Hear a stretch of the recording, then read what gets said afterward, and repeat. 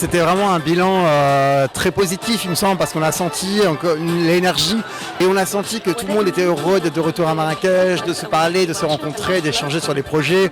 Donc ça a été vraiment du bonheur. On a reçu beaucoup de bonnes ondes et de bons retours. Et c'est vrai que ça a été un espace de travail, certes, mais on a bon espoir que ces films vont se faire bientôt, puisque depuis le début des ateliers, quand même, il y a 111 projets et films qui ont été soutenus, dont 48 projets marocains. Et on voit maintenant qu'il y a des résultats partout dans les grands festivals internationaux, à Cannes, à Venise, à Locarno, et ici à Marrakech, puisque 7 films cette année en fait de l'ensemble de la programmation sont passés précédemment par les ateliers. Un petit retour sur le palmarès de ces ateliers.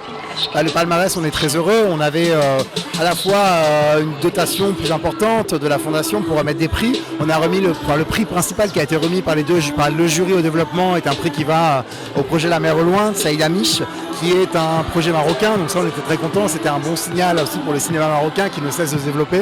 Et il y a eu aussi un prix à un projet libanais d'une jeune réalisatrice, un premier long métrage, et 2 prix au développement à 2 projets sénégalais.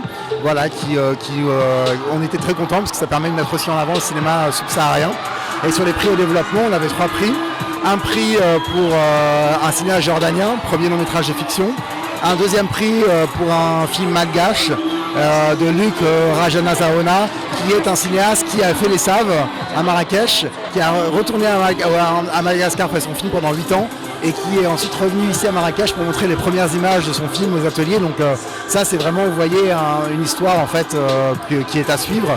Voilà, et on avait aussi un dernier documentaire d'un projet burkinabé, un documentaire qui a aussi reçu le dernier prix à la post-production.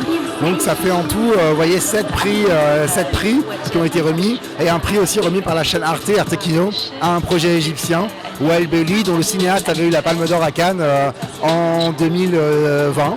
Donc vous voyez, la Palme d'Or du court-métrage. Et donc là, il développe son premier long, donc on verra ce qui se passera par la suite. Mais l'issue de ces ateliers de l'Atlas, la finalité, on va dire, l'objectif final de ces ateliers, c'est-à-dire maintenant c'est fini, il y a le palmarès, on sait qu'il y a eu le financement, il y a différentes étapes, mais maintenant la suite, c'est quoi? Alors la suite, c'est que nous, ce qu'on a fait, c'est qu'on les a aidés à être mis en relation. Ils sont venus, ils ont bénéficié de consultations, chacun des projets de films. Ils ont rencontré des scénaristes, des monteurs, des compositeurs. Ça les a aidés en fait à avoir des retours artistiques sur leurs films. Et après, on a organisé un marché de coproduction où ils ont pu rencontrer plein de professionnels internationaux. Et donc, ils ont eu plein de rendez-vous avec des coproducteurs, des vendeurs, des fonds. Après, nous, on a fait cette mise en relation et par la suite, c'est à eux de continuer le travail et de garder le contact, de leur envoyer leur scénario, leurs films pour trouver des partenaires qui vont pouvoir les aider à financer leurs projets.